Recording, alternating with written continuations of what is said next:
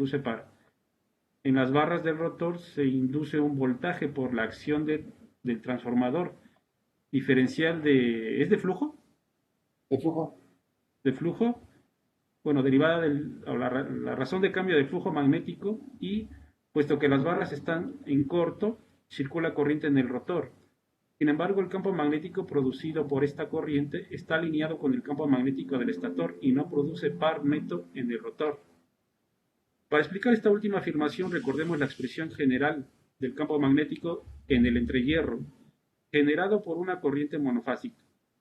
Sea I o la corriente igual a 10 coseno de omega 1 por T, la corriente que circula por el inductor, el campo que genera tiene la forma. B es densidad. ¿Sí? Bueno, B es igual a K por I coseno de P por teta, donde P es el número de pares de polos de la máquina. Sustituyendo la corriente por su valor, B es igual a K por 10 por el coseno de omega T por el coseno de P por teta. Bueno, si desarrollamos este producto de cosenos, llegamos a la expresión siguiente. Bueno, B igual a K por 10 sobre 2. Eso sería como 5K por el coseno de P teta más omega T más 5K por el coseno de P teta menos omega T, que no es más que la expresión de dos campos giratorios de la misma amplitud, que es constante de valor. ¿Es K menos 10 o K sobre por 10, profe? K por 10. Bueno, entonces sería bueno, K por 10 sobre 2 de la misma velocidad de giro, omega. Omega por S es igual a la frecuencia angular por 1 sobre P, pero de sentidos opuestos. Por lo tanto, o por tanto, como que ya me perdí un poquito. Aquí. El hecho de que el motor monofásico de inducción no tenga el par de arranque intrínseco impidió el desarrollo más temprano del motor de inducción. Monofásico. Ok, gracias, José Juan. Muy bien, entonces, bueno, vamos a hacer una repasadita de esto. Aquí el tema principal, pues es que un motor de corriente alterna monofásico de inducción no tiene par de arranque como tal, ¿verdad? Vamos a, pues para aquí, para ver un poquito que ya lo vimos, pero y rápidamente el rotor, que ya vimos cómo es, incluso aquí José Juan tenía un rotor que nos favor de mostrar. El estator, pues igual, ¿no? El estator son los campos magnéticos, los polos magnéticos. Aquí tenemos un ventilador que está haciendo el enfriamiento, ¿ah? Del motor. Si se fijan, tiene este ranurado especial, que obviamente son aletas de disipación de calor. ¿Ah? Eh, Muchas veces son de aluminio, otras veces son de acero fundido. De aluminio pues es más eficiente. Y pues también en ese sentido hay motores, bueno, ven un poquito más adelantito, pero hay motores autoventilados, motores sin ventilación y motores de ventilación forzada. Vamos a ver un poco más adelantito eso.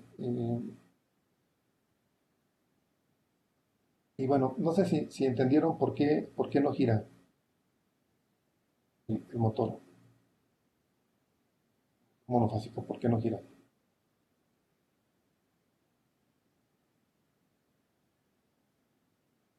De lo que leímos, ¿quién entendió por qué no gira?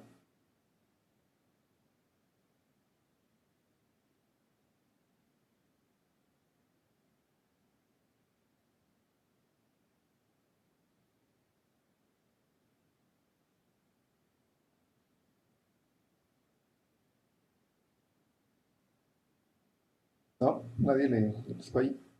Ya con eso terminamos la clase. Ya vi que algunos ya.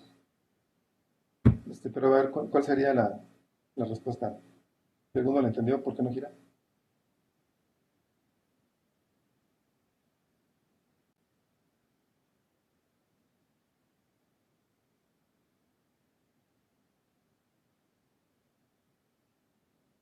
Pero fíjense lo que nos dice, ¿no? Que los campos magnéticos, o bueno, bueno, si los campos magnéticos del rotor y del estator están en fase, ¿no? O sea, no hay un desfasamiento de ellos. Y entonces, como están en fase, pues no giran. ¿Qué quiere decir esto? Bueno, recuerden la ley de Lorentz, ¿no? Que la corriente debe circular de manera perpendicular, ¿verdad?, al campo magnético. Aquí lo que está pasando es que la corriente no está perpendicular al campo magnético, sino que está alineada con el campo magnético del estator. Por eso la resultante de fuerza es cero, ¿no? Entonces, recuerden la ley de Lorentz y con eso la van a entender, ¿no? El detalle ahí es que la fuerza está alineada. La fuerza generada está alineada con el campo magnético, es decir, la corriente está alineada con el campo magnético, la corriente que circula por el rotor, y por lo tanto no tengo una fuerza resultante. ¿Qué es lo que tengo que hacer para tener una fuerza resultante? Tengo que desfasar esa corriente. No importa que no esté a 90 grados, pero sí esté desfasada, para que yo tenga una fuerza de arranque.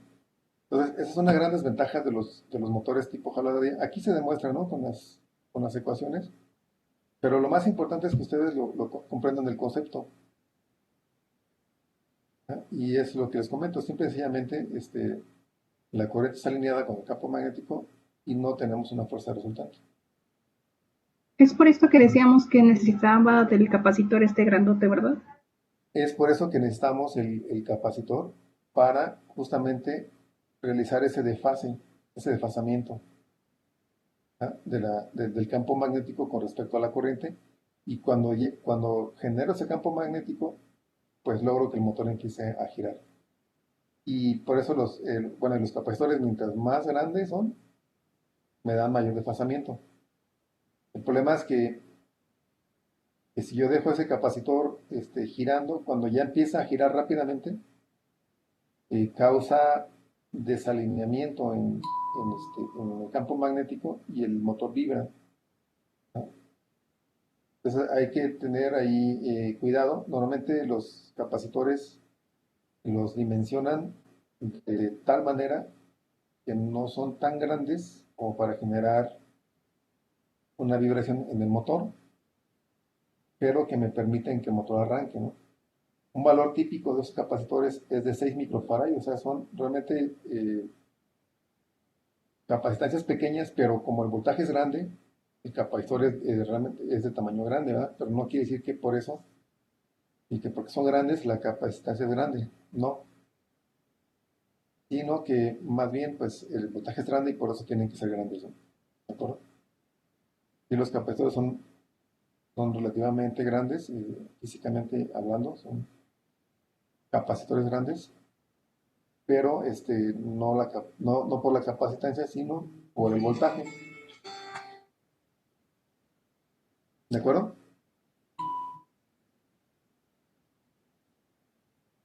Profe, aquí tengo uno, el capacitor que trae este es de 4 micros, más o menos 5%, 250 volts. Es un motorcito pequeño. Exactamente. Mientras más pequeño es el motor, es más pequeño el capacitor. Si por ejemplo ese motor es pequeño, ¿no? Yo, Sí, es por, pequeñito. sí, por ejemplo, un motor de un HP, de medio HP, ya traen de 6 microfaradios, 8 microfaradios, ¿ah? Este, entonces,